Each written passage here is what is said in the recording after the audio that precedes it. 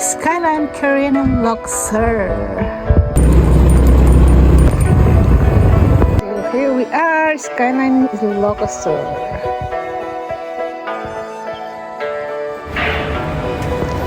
So nandito tayo ngayon guys sa Skyline View Deck. So first time kong pumunta dito. So tignan natin yung araw dito na sisikat. Yung kakaibang araw na sisikat dito. So dito daw makikita yung red sun. So ayan guys, napakaganda yung kanilang bundok. Yung kanilang view. So panalo ang kanilang view. So, na-amaze lang ako guys kasi first time kong gumala sa ganito. At syempre kasama ko ang aking asawa at si Frankie. So ito, ang dami nilang padlock. So mayroon silang lagayan ng mga lock club dito. So dito lang yan guys sa Quirino, Ilocos. So, maaga kaming umalis sa aming bahay, madaling araw. So, ngayon, nandito na kami sa Skyline View Deck. And syempre, bumili kami ng coffee and hopya para magkape dito sa park habang inaantay yung pagsikat ng araw.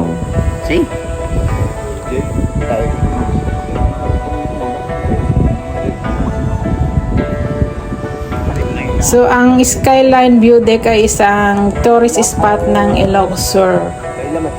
So, yung mga motorista, dinadayo to guys. May nagka-camping dito. So, makikita nyo dyan guys, around dito sa View Deck, maraming mga cottage. So, syempre may entrance din, 20 pesos.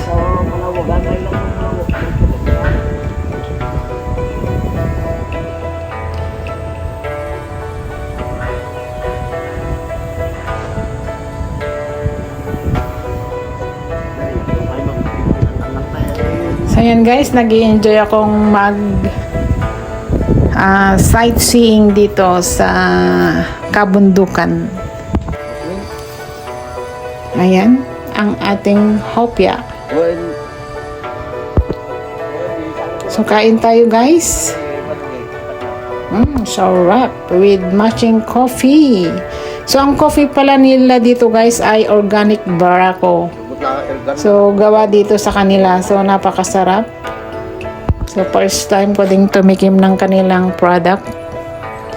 It's coffee Barako. Ayan guys, ang dami nilang cottage.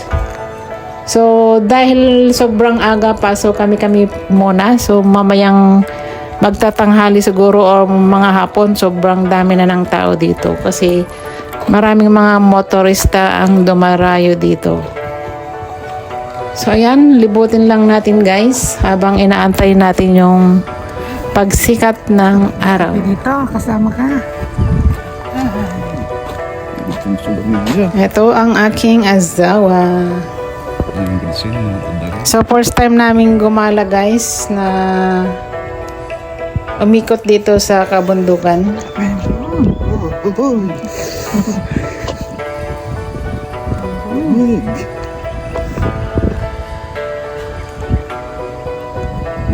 Negatif kan akin dali.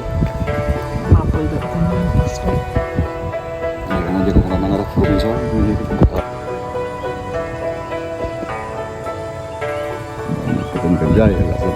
So mayroong ibang tourist spot dito guys, yung rock formation, pero hindi na namin pinuntahan kasi sobrang taas. Baka hindi ko kayanin. So maraming pumupunta doon. So maybe next time kung mauulit pa ang pagpunta namin dyan sa Sky View Deck.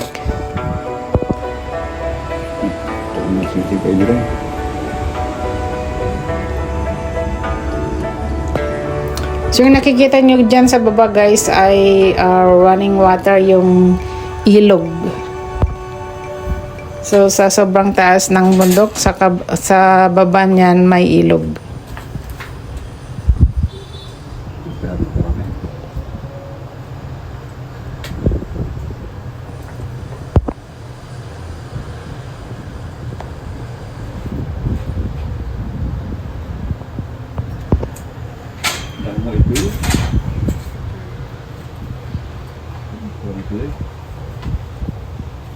So, punta na tayo sa unahan, guys. Kasi malapit nang lumabas yung araw.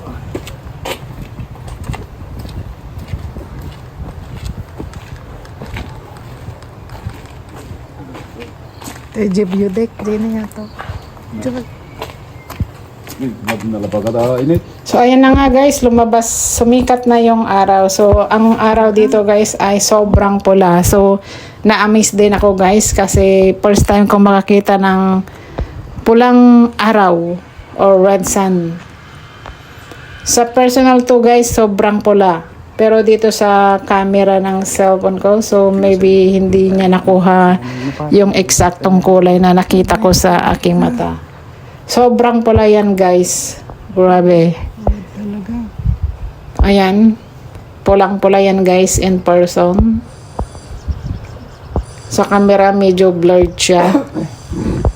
So ayan guys, yung napakagandang experience namin dito. So saksihan namin yung pagsikat ng pulang araw dito sa Skyline Quirino Ilocosur or Skyline View Deck na tinatawag nila.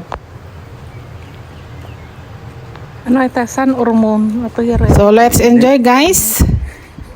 See you around. Ay basta di ko la din si So maglakad-lakad muna kami dito kasi malawak din yung lakarin or maganda rin yung tanawin.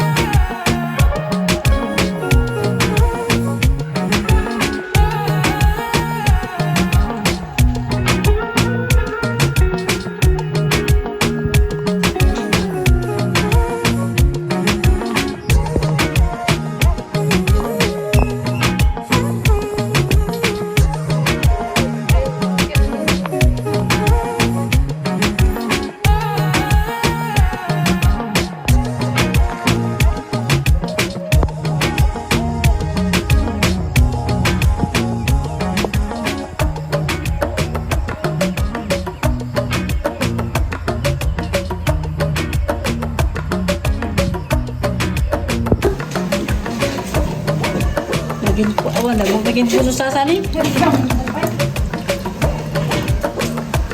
Umawit, umawit. Sa daga lang mo, kaya kung talaga talaga